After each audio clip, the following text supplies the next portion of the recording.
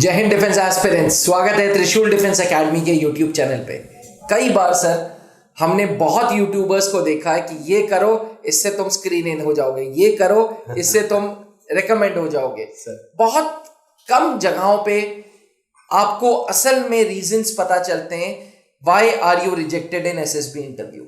Somehow कोई फौज का भी प्रबंध नहीं है सर कि आरटीआई फाइल कर दो तो ये पता चल जाए कि जी साइकोलॉजिकल टेस्ट खराब हुआ या पर्सनल इंटरव्यू खराब हुआ या जीटीओ खराब हो गया। तो आज हम इस वीडियो में बात करेंगे कि क्या वो रीजंस होते हैं जिसकी वजह से एसएसबी इंटरव्यू में रिजेक्शन होता है। सर मैं स्क्रीन आउट की बात नहीं कर रहा। डिफेंस एस्पिरेंट्स जब आप स्टेज 1 पार करके स्क्रीन इन हो जाते हो उसके बाद 4 दिन और रहते हो और आखिरी दिन कॉन्फ्रेंस में आपको पता चलता है कि आप रिकमेंडेड हो या कॉन्फ्रेंस आउट हो, है ना। तो सर हम लोग उसी स्टेज की बात करेंगे कि क्यों क्या ऐसी चीजें हो जाती हैं कि कैंडिडेट्स एसएसबी बोर्ड से बाहर हो जाते हैं या कॉन्फ्रेंस आउट हो जाते हैं। और आपसे अच्छा हमें इस चीज पे गाइड करने वाला कोई और एसेसर नहीं मिलेगा with your enormous experience, specially as GTO expert. Sir I would like to know कि क्या क्या रीजंस होते हैं सर्विसेज सिलेक्शन बोर्ड में रिजेक्शन के। सर बिल्कुल बहुत अच्छा क्वेश्चन है ये, और मैं ये कह सकता हूँ कि देखिए बताया तो जाता नहीं है, जैसा आपने कहा कि किसी कैंडिडेट को नहीं बताया जाता है कि why you are recommended in selection board और why you are not recommended जी, because it is test of personality. और सिलेक्शन बोर्ड ये देखता है कि अगर आपके अंदर सेल्फ रियलाइजेशन जैसी कोई चीज़ है तो रिपीटर्स, ऐसा नहीं कि रिकमेंड नहीं होते हैं, ये बाहर का एक मिथ है कि रिपीटर्स के चांसेस कम हो जाते हैं या ऐसा कुछ नहीं होता है। सबके लिए बराबर अपॉर्चुनिटी है। और अगर एक रिपीटर अपने अंदर 5-6 महीने में अपनी एज के अनुसार जो एक्सपेक्टेड सुधार है वो करके आएगा तो अगली बार रिकमेंड हो जाएगा। बहरहाल वो एक दूसरी चीज़ हुई, why they are not getting recommended in selection board, वो एक बड़ा मुद्दा है इनके लिए।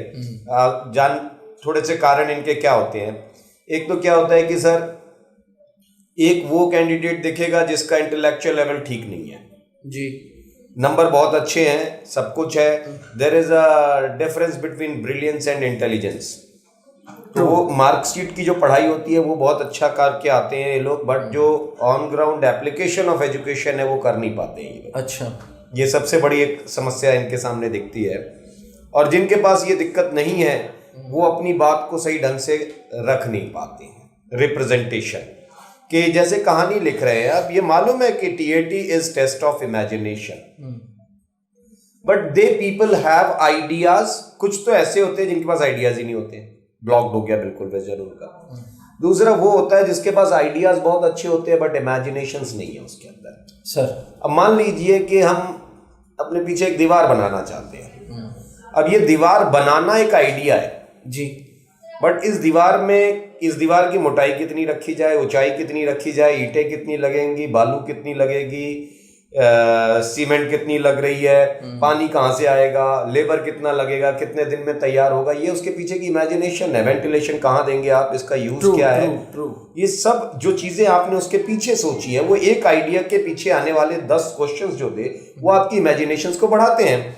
लेकिन यहाँ पर क्या हुआ, यहाँ समस्या ये है कि सर वो बच्चे ज्यादा मिलेंगे जो साइंस पढ़ करके आए हैं। अब साइंस पढ़ने वाले में, साइंस इज अ सब्जेक्ट, जो देखिए साइंस को हम सब्जेक्ट जरूर कहते हैं, ये कंट्रोवर्शियल हो सकता है, बट साइंस कोई ऐसा सब्जेक्ट नहीं है जिसमें कुछ भी नया खोजा गया।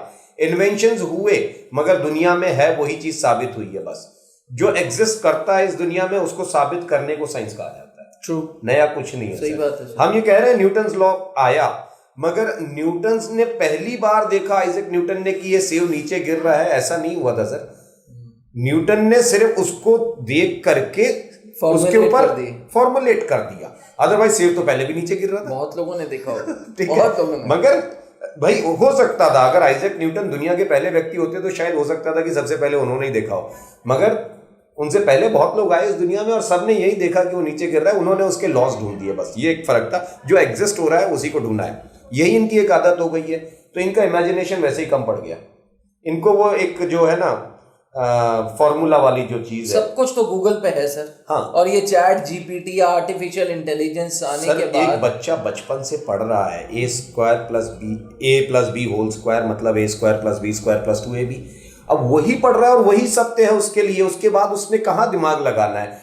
Through out your school days आप देखिए कि अगर 12 साल में इन बच्चों को कभी भी कोई टीचर, हमारे एजुकेशन सिस्टम में ही नहीं है ये चीज कि आप अपने दिमाग से सोच के जवाब लिखें।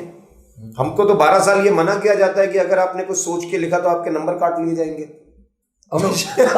जो सिखाया है उतना ही लिखना, उसके बाहर कुछ लिख दिया तो नंबर कट जाएंगे। एसएसबी इसका उल्टा है, एसएसबी उसका उल्टा है। एसएसबी कहता है पूरा खुल के सोचो, खुल के लिखो, कुछ डिफरेंस आए। इसीलिए जिनका एकेडमिक्स बहुत अच्छा है वो एसएसबी में बाहर की गिनती है। इमेजिनेशंस अच्छे नहीं हो पाते उनके पास, कम बच्चे होते हैं।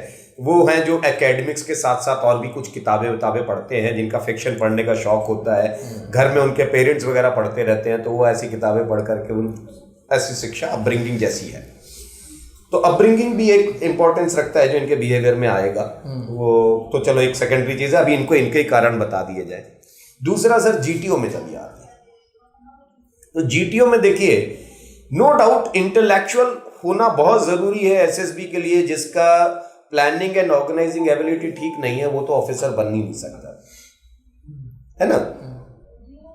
लेकिन अब एक चीज आती है फैक्टर 2 और फैक्टर 3, जिसके ऊपर ये बच्चे बिल्कुल ध्यान नहीं देते हैं। Factor 2 is social adjustment of a youngster, factor 3 is social effectiveness of youngster. अब इसको मैं बहुत साधारण तरीके से मैं समझाऊंगा सर कि सोशल एडजस्टमेंट क्या है। बहुत सारे बच्चे तो ये होते हैं जिनका इंट्रासाइकिक स्ट्रेस एक चलता है कि मुझे अच्छा करना है या मैं रिकमेंड होने आया हूं, तो वो एडजस्ट ही नहीं कर पा रहे ग्रुप के अंदर, वो आगे आगे भाग रहे हैं, जो भी है ना। एडजस्ट नहीं हो पा रहे ग्रुप के अंदर। 10 लोगों के बीच में आप काम कर रहे हैं मगर उस 10 लोगों के बीच में आप एडजस्ट ही नहीं हुए। अपना अलग एक रास्ता, अलग एक ओपिनियन, डिसएग्रीमेंट, ये एडजस्टमेंट इसका खराब है। अच्छा, कुछ लोग आपने ऐसा भी देखा होगा कि एडजस्ट बहुत ज्यादा हो जाते हैं और जो जितना ज्यादा एडजस्ट हो जाता है उसका इफेक्टिवनेस वैसे ही खत्म हो जाता है, वो ग्रुप में इफेक्टिव नहीं रह जाता है। प्रॉब्लम एडजस्टमेंट पावर और परफॉर्मेंस जी, इफेक्टिवनेस और एडजस्टमेंट दोनों ठीक होनी चाहिए, दोनों को बैलेंस रखना है। ये क्या करते हैं, या तो एडजस्ट नहीं हो रहे हैं क्योंकि इफेक्टिव होने की कोशिश करते हैं, और अगर ये एडजस्ट होने लग जाते हैं तो इफेक्टिव नहीं रह जाते हैं। प्रॉब्लम यहां आती है इनके साथ। अब इसको ऐसे समझते हैं सर, एक ग्लास आपके पास पानी है, उस एक ग्लास पानी में आप 2 चम्मच सैंड डाल दीजिए, बालू, उसको खूब घुमाइए।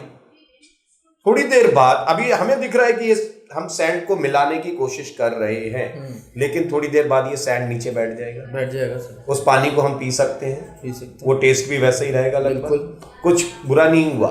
ये क्या था, सैंड ने एडजस्ट होने की कोशिश की मगर वो एडजस्ट होने के चक्कर में इतना नीचे चली गई कि उसका कोई प्रभाव ही नहीं रह गया उस ग्लास के अंदर। पानी ऊपर रह गया, सैंड नीचे चली गई, है ना।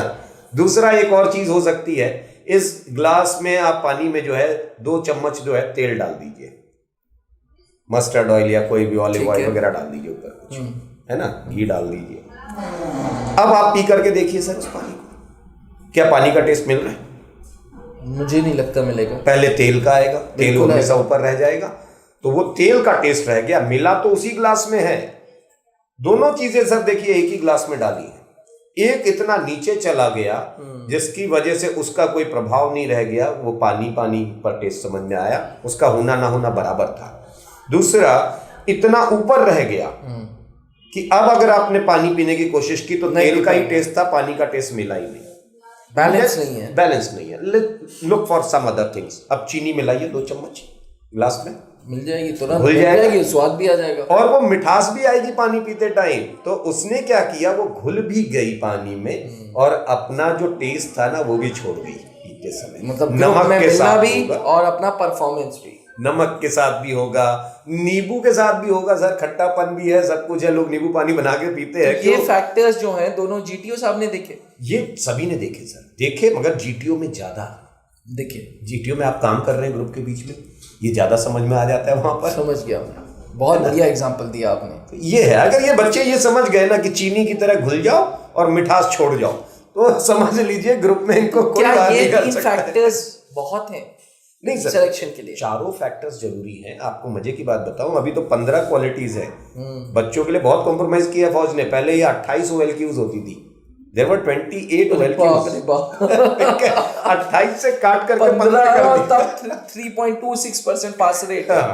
तो ये है, बट इनके लिए बहुत कॉम्प्रोमाइज किया है।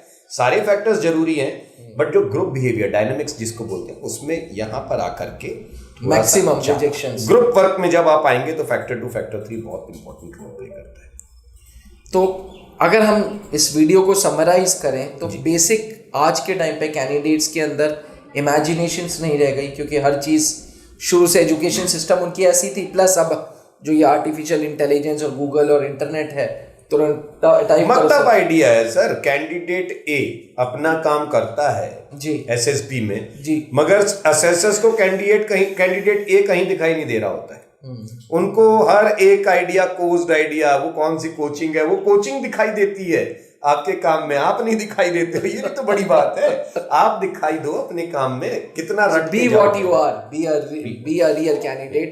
एंड जो आपने चीनी और पानी का एग्जांपल दिया कि भाई ग्रुप में मिक्स करना भी ज़रूरी है और ग्रुप के बीच में परफॉर्मेंस देना भी ज़रूरी है, दोनों चीज़ें ज़रूरी है। तो एस्पिरेंट्स, आशा करता हूं कि आपको आज एक बेसिक आइडिया मिला कि क्यों सर्विसेज सिलेक्शन बोर्ड में रिजेक्शन रेट्स इतने हाई चल रहे हैं। देखिए, हमारी जो एजुकेशन सिस्टम है वो शुरू से ऐसी रही है कि हम लोगों ने टेक्स्ट बुक्स पढ़ी और वो उतार दी वहाँ पे, पर सर्विसेज सिलेक्शन बोर्ड में सर ने जैसा बताया कुछ भी टेक्स्ट बुक्स नहीं है। शायद सर यही रीजन है कि एवरेज या मीडियोकर कैंडिडेट ज्यादा परफॉर्म कर रहा है, मतलब जो एकेडमिक्स में वो ज्यादा, सर उसके चांसेस बहुत अच्छे हो जाते हैं। क्यों?